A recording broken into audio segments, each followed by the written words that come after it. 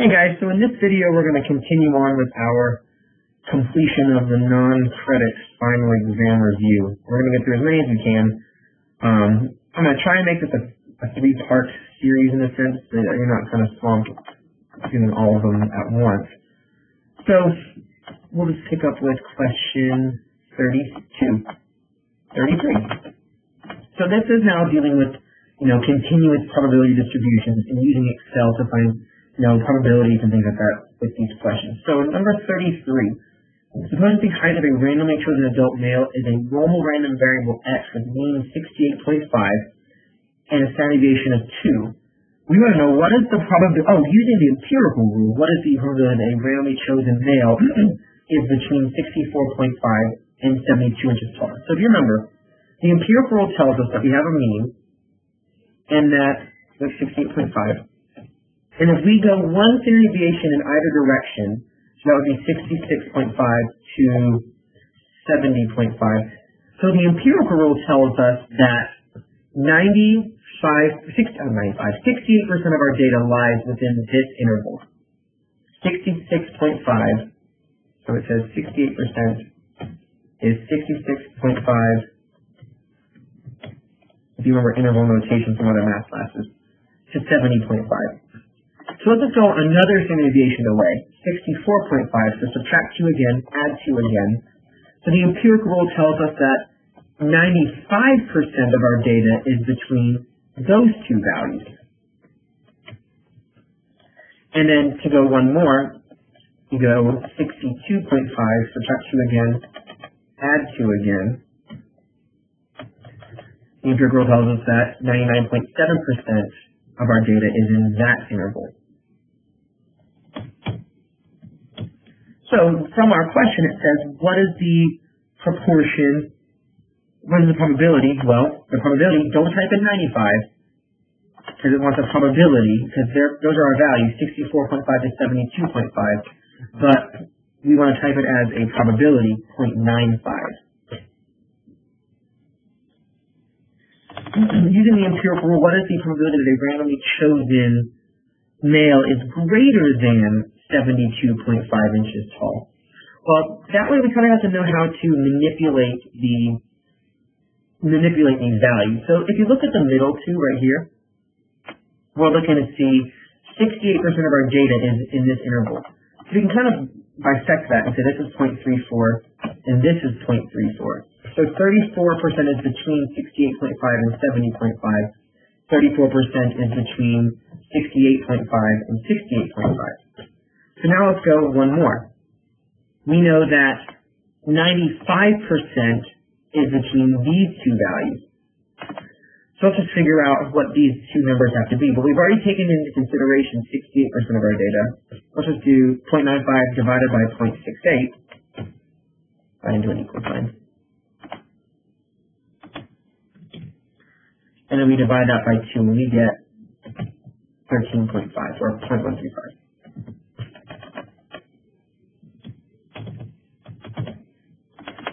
So what we can do to figure this question out though now is look and see that to the right of 68.5 is 50% of our data. We want to know what percent is bigger than 72.5.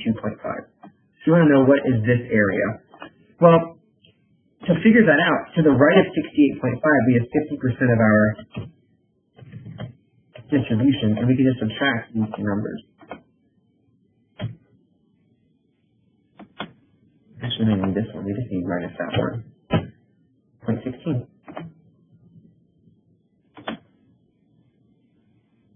No, we can get one. What am I doing? Go back. Minus this. 0.025. Let's try again.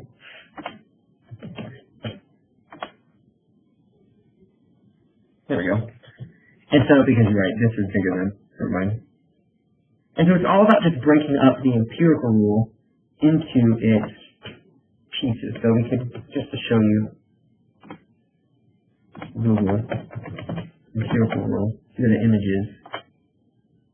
This is how they break it up. 34, 34, 13.5, 13.5, and actually I'm going to get a better one. That's actually not my favorite one. Here we go. So they break it up. They break up the normal distribution into its pieces.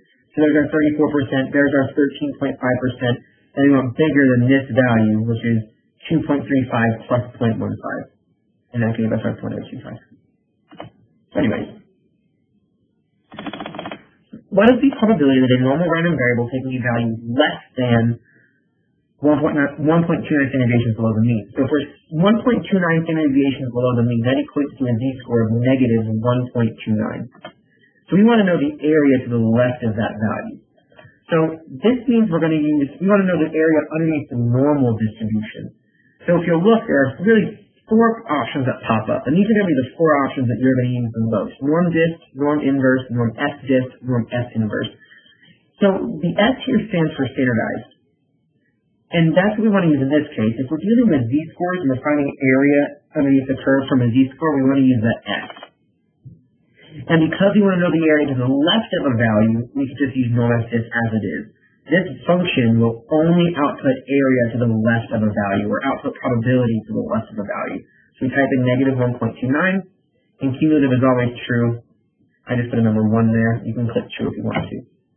And we want 4 decimal places, 0.0985.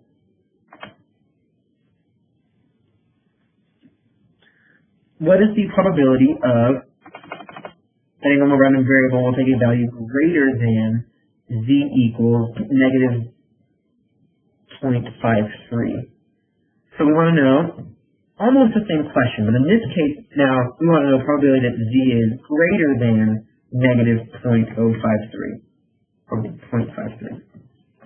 So this is a little different because norm dist, as I said before, only outputs to the left. So we need to do one extra thing. Because it only outputs to the left and we want to know the area to the right, we have to do 1 minus norm S dist. Now we're going to plug in that negative 0.53, comma 1. And there's our answer, 0.7019.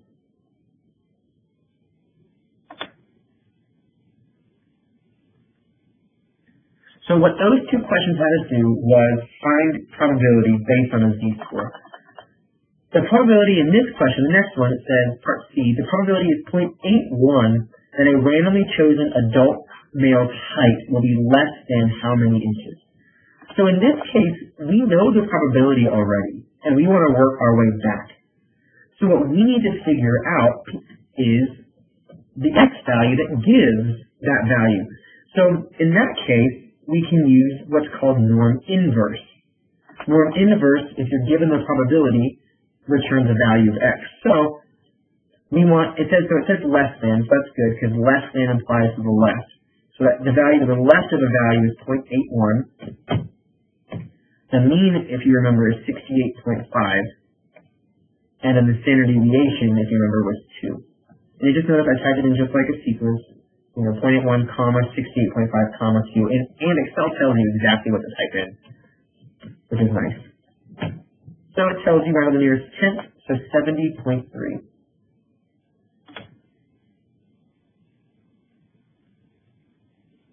Alright. Question 34. Suppose the height in inches of U.S. women over 20 years of age is a normal random variable with mean mu equals 60.8, innovation 3.2. What proportion of U.S. women are between 5.5 and 5.5 feet tall? Well, the first thing we should notice is that we're in feet and we want to be in inches. So 5 times 12, so if you're 5 feet tall, you're 60 inches. If you're 5.5, you're 66. And those are our values. Now, when we do probability between 2 values, so that's actually what this question says, it's what's probably that 60 is less than x is less than 66. We have to do norm dist twice. We do norm dist of the larger value minus norm dist of the smaller value. So we do norm dist of the larger, 66, with a mean of 63.8 and a standard deviation of 3.2. Always 1 at the end.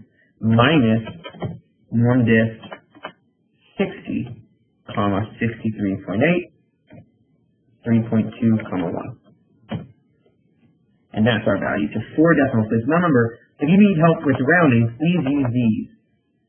The rounding features in Excel. They'll help you.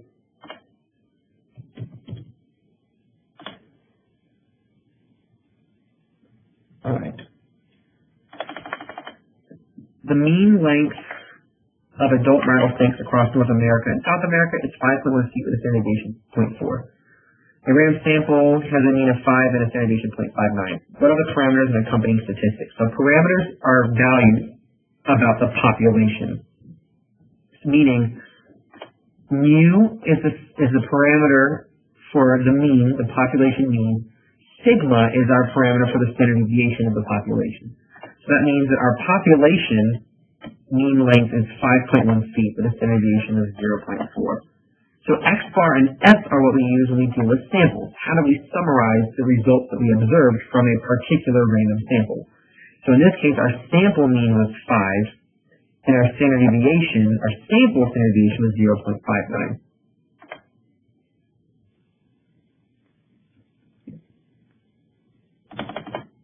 Right. The probability of developing a side effect from a certain drug is approximately 0.014. Suppose a random sample of 400 people that use the drug on a regular basis is observed. What is the standard deviation for the distribution of the sample proportion in this scenario? Alright.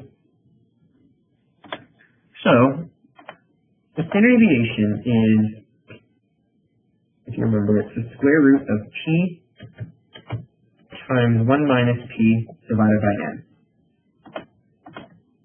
So we want to do, we just need to specify p and n are. So p is 0.014, n is 400. So now we just calculate our standard deviation by calculating the square root s squared p times 1 minus p divided by n. And what I do. Oh, I didn't click. There we go. So 7 decimal places. 1, 2, 3, 4, 5, 6. One more. 0, 0, 5, 8, 7, 4, 5. Alright.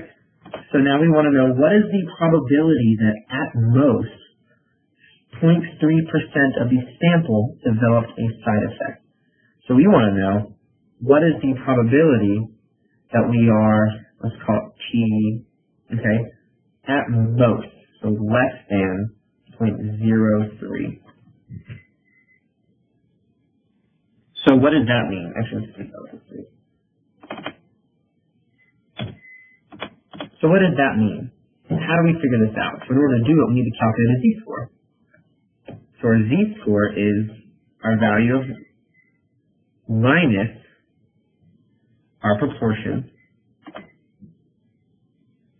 divided by our standard deviation. And so then now, once we have our z-score, we do the p-value, which we do is norm diff again, but because we have a z-score, now we can do norm s diff. That's the value of the z already found, comma 1. Rounded to 4 decimal places, 0.0306.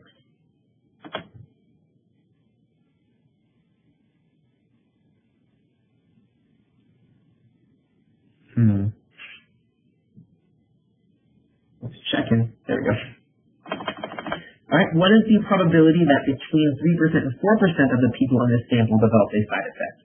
So, we can actually use, let's find z-scores. Let's do part Z. Let's call it Z1 and Z2. So Z1 is, let's just do the 4%. So that's 0.04 minus our value of P divided by the standard deviation.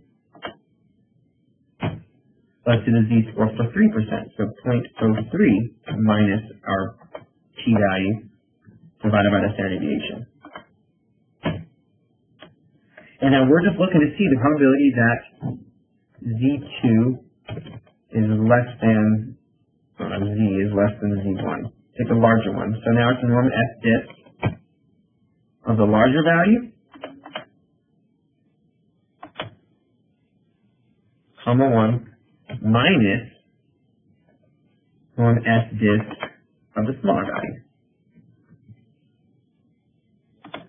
0.0032.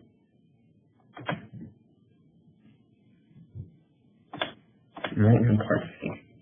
So probability is approximately 0.012, that less than what proportion of the sample produced a side effect. Okay, so we're given the probability again.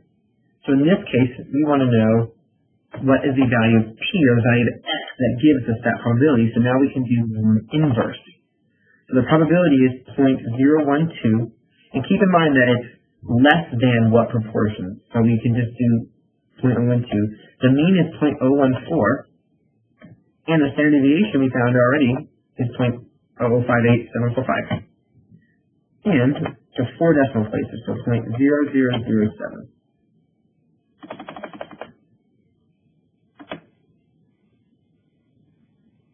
Alright, and then the probability is approximately 0.77, that at least what proportion of the sample. So in this case, at least means greater than. So when we do our norm inverse here, at least means 77% to the right of a value. So we do norm inverse, but instead of 0.77, because we're dealing with the values to the right, we're looking to do 1 minus 0.77. And that'll give us the value to the right. Mean is 0.014. Standard deviation is that 0.005. So 4 decimal places is 0.0097.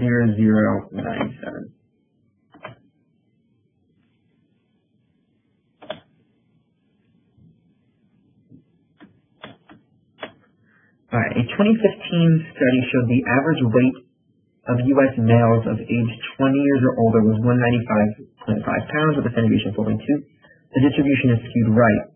So what is the probability of the average weight of a random sample of 100 U.S. adult males is less than 200 pounds? So they're trying to trick you with that that last sentence about the distribution being skewed right. So somewhere in your Lagrangian readings, you should have read about the central limit theorem. It talks about the shape of the sampling distribution of sample means.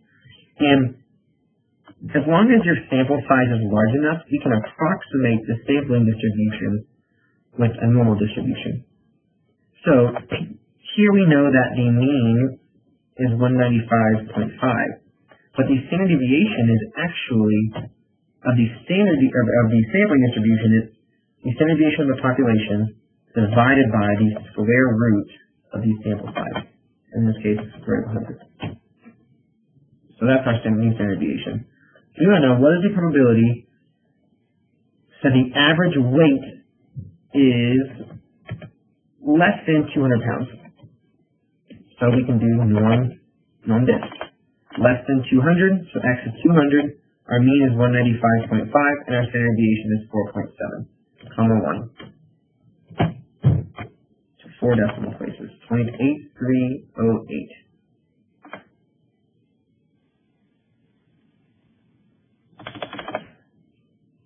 What are the values of the following parameters if the sample size is n equals 100? Alright, well, it told us our population mean is 195.5. The mean of the sampling distribution, that's what this mu sub x bar means. That's actually the same thing. It's called an unbiased estimator. Our standard deviation of the population was 47, but the standard deviation of the sampling distribution is 4.7.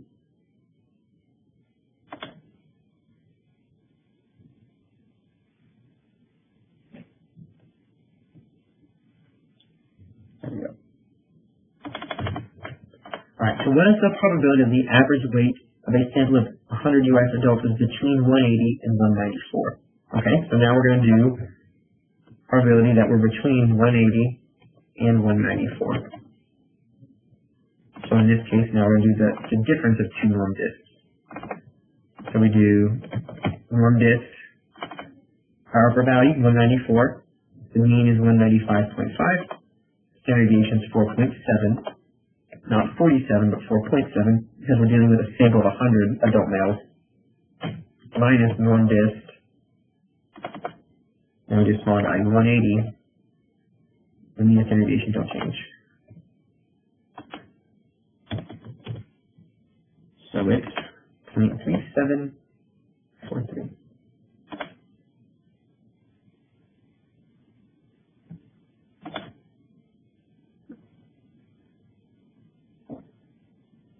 Here we go. Alright. Choose the following scenarios in which the distribution of the sample mean would be normally distributed. Okay? Or approximately normally distributed. So the first thing is the sampling distribution of the sample mean will be normally distributed if the population is normally distributed. So if we just look here, regardless of the sample size, if the population is normal, the sampling distribution is normal. But otherwise, if your population is skewed, your sample size has to be at least 30. Alright, so if the population is normal, your sampling distribution is normal regardless of the sample size. And if your population is unknown or skewed, your sample size needs to be at least 30.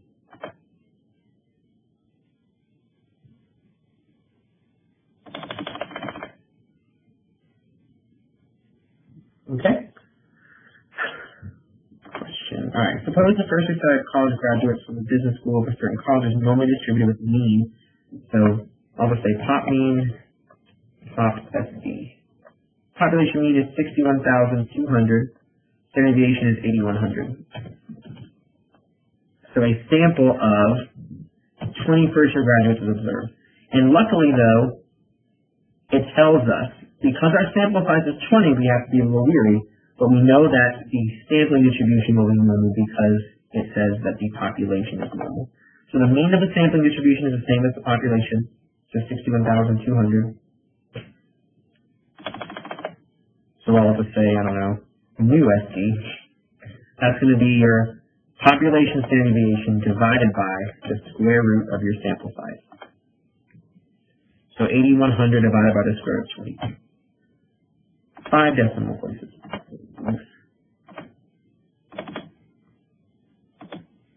So 1811.21506.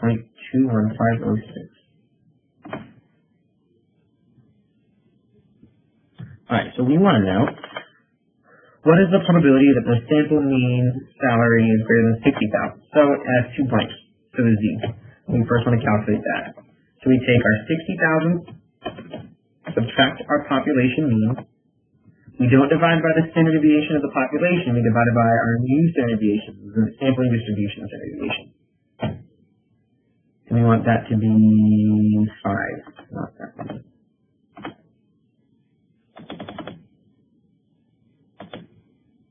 So Z is negative 0.66254. Remember, Z-scores can be negative. The p-value. Pay attention, it says greater than, so you need to do 1 minus norm S-diff. And the only reason I'm doing norm S-diff is because we have our Z-score. Whoa. So 4 decimal places. So 0.7462.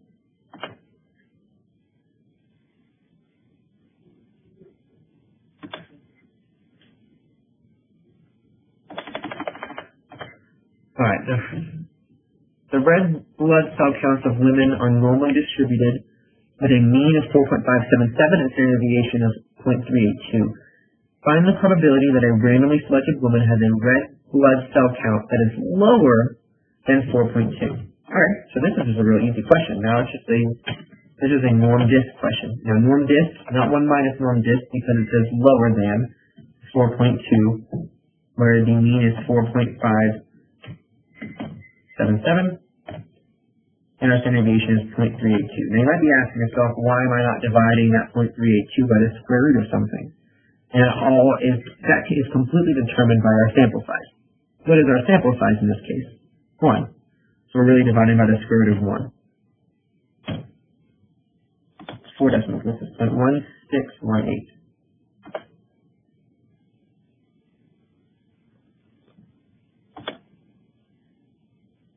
Okay. So red cell biometer nurses, okay? That is greater than 4.3. So same type of question, but now we want greater than, so now it's important. 1 minus norm diff 4.3, 4.577, and 0.382. So note the distinction and the difference between what we just did in this question. Because the first question said less than, we just did norm diff. Because this question says greater than, we do 1 minus. I entered the cumulus, which is 0.7658.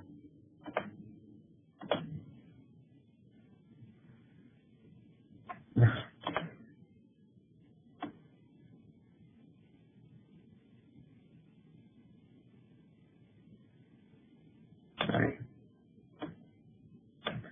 Same question. All we're doing now is greater than 5.3. I'm just going to go up here and change that 4.3 over 5.3. 0.0292.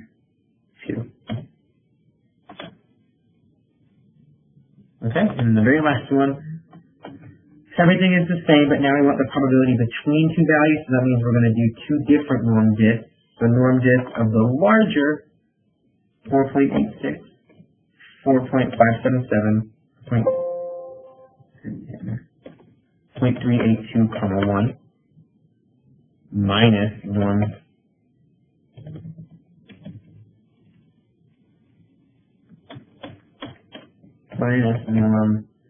dot diff, alright, 4.35, 4.577, 0.382, 1, 0.4944.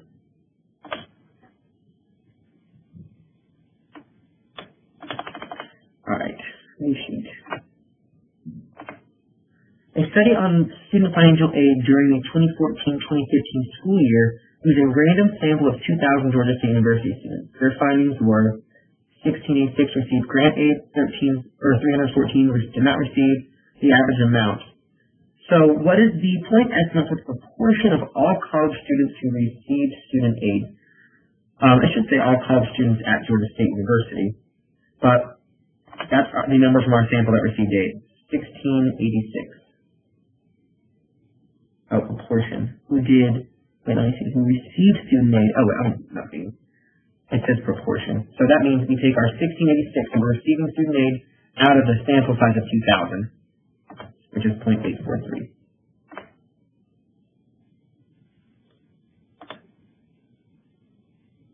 What is the point estimate for the mean amount received? Well, that's just our sample mean, 8,574.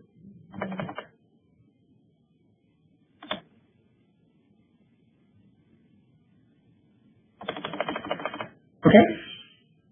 45. The amount of money that a family spends on a night out for dinner in a certain city has a standard deviation of 22.98. If a simple random sample of 100 families is found to have a sample mean amount spent, estimate mu with a 90% confidence. Alright, so here's what we need. We need our point estimate. We need our standard error. Standard error is just a standard deviation. I'll just do standard deviation just to be consistent. We need a z-score, we need a margin of error, and that would give us our lower bound and our upper bound. So, point estimate. It says that X bar is 59.53, meaning on average, a family will spend about $59.53. The standard deviation, though, is, in this case, because we have a sample size of 100, therefore we take our 22.98 divided by the square root of 100, which is 10. And then the z is 1.645. And the margin of error is the product of z and the standard error, if you recall. So then our lower bound is our point estimate minus the margin of error. And our upper is the point estimate plus the margin of error. So that tells us that we could expect, with 90% confidence that the true average amount spent on dinner is between $55.75 and $63.31.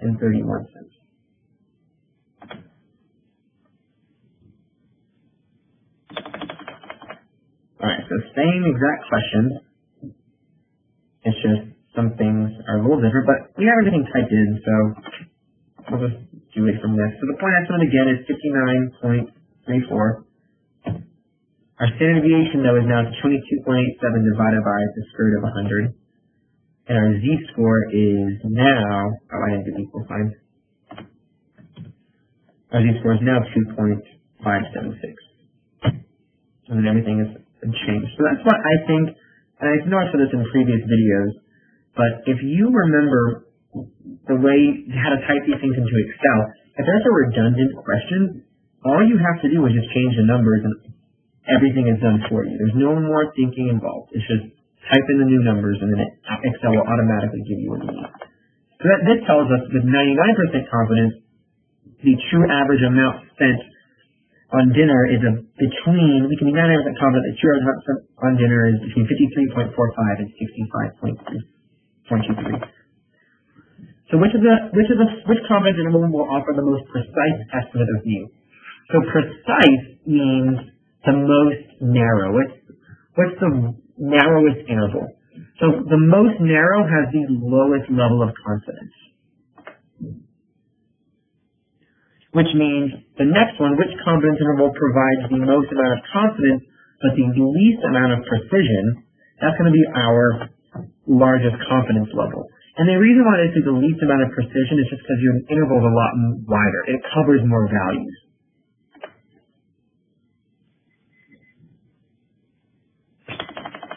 Alright, a random sample of 200 students, 99% confidence was found to be 1.9 or 4.9. What is the margin of error? So the margin of error is just the length of your interval. It really is just the length of the interval, so 4.9 minus 1.9, and we divide it by 2.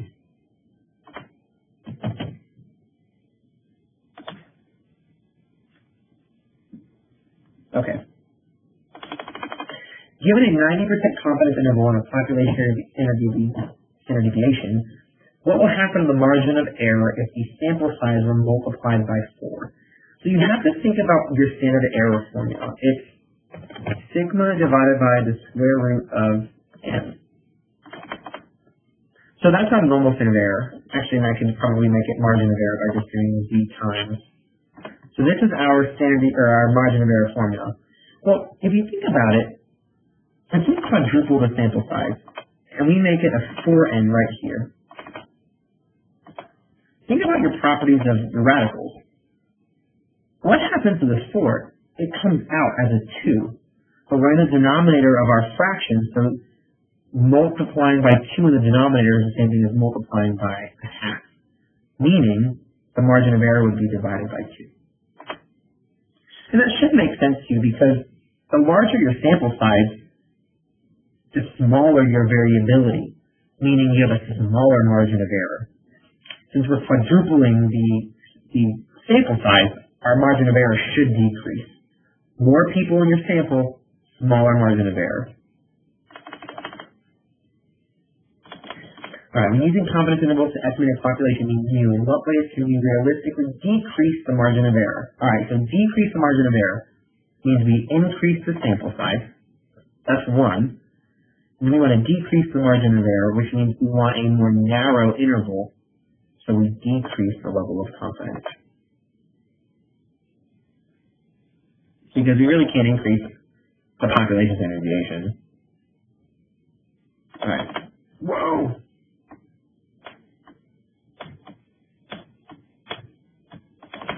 One could be 2, right? Okay. Okay. So here we're going to do it right over here. So these next few questions are going to be the same. We're just going to change the numbers. So, alright, a random sample, let's just do n is 400. The sample mean, so our point estimate is sample mean of $749.90. Our S is 349.05, which means that our standard deviation, I'm trying to make it easier to type everything in, our standard deviation is going to be S divided by, actually, let's just make this, and then put the 400 here. So this is going to be S divided by the square root of n. Then we have our Z. We want 90% confidence. So 90% confidence, our Z is 1.645. And I would just say, try and memorize the 3 confidence levels for 90, 95, and 99. So for 90%, 1.645. Then we have the margin of error is the standard deviation times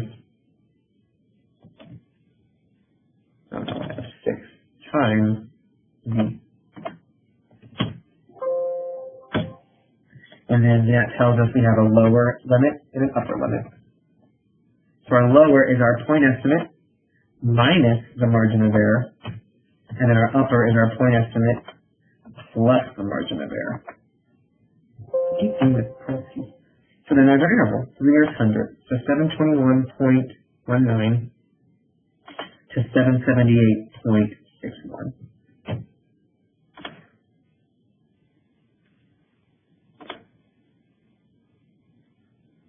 There we go.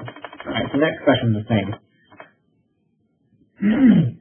We are just changing, so N is 450 now. Our point estimate, our sample mean is 720.50. 95% means Z is 1.96, so 90% is 1.645, 95% is 1.96, and then it says S is 354.28. And notice, everything has changed. We haven't done anything mathematical because we did all the work in the previous question. So 687.77 to 753.23. And then we're done. Alright. 54. So our P hat, let's just actually I'll point. So 73.1% of Americans support standing for the national anthem. So the Star Spangled Banner, actually so P is 0.731. Poll contains 7,283 votes. Find a 95% confidence interval, so Z is 1.96 again. So all we need to do is find our standard error, standard deviation.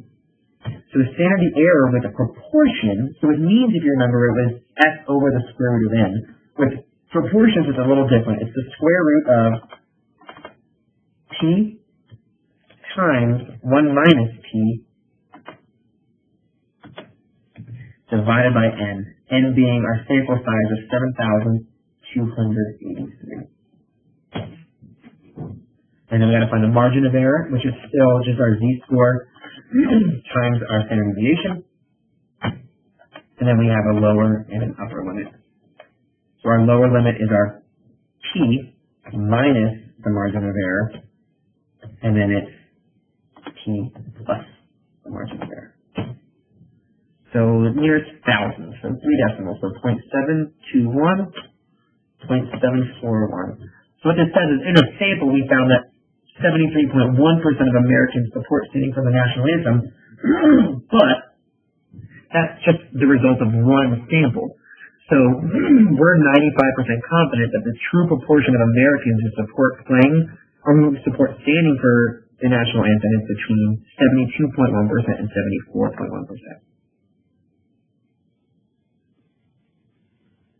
Okay.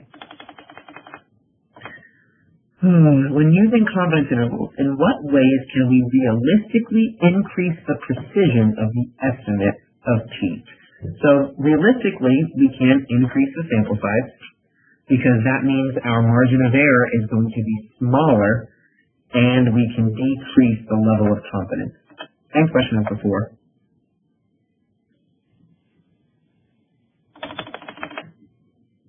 All right. A KRC research poll asked respondents if they felt vulnerable to identity theft. So let's do X, N, P, standard deviation, MOE, oh I forgot, Z, lower, upper. This is basically everything we need. So in this case, N in this case is 1,002 people sampled, 531 said yes. So that means our sample proportion is X over N, or 531 divided by 1,002. Which means our standard deviation is the square root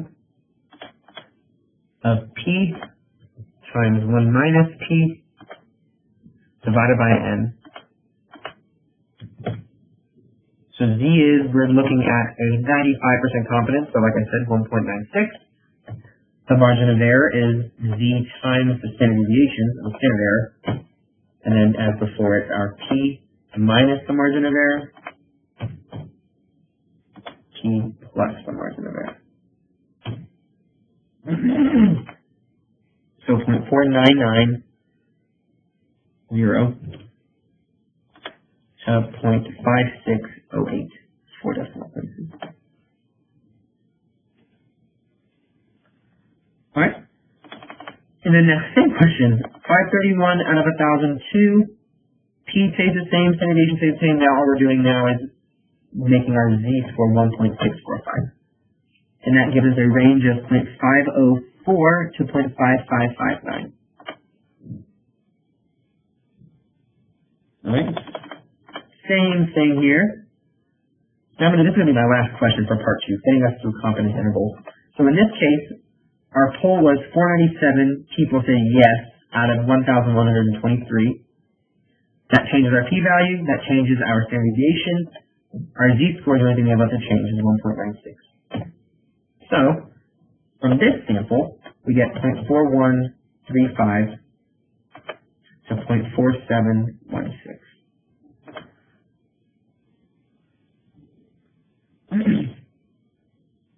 Awesome.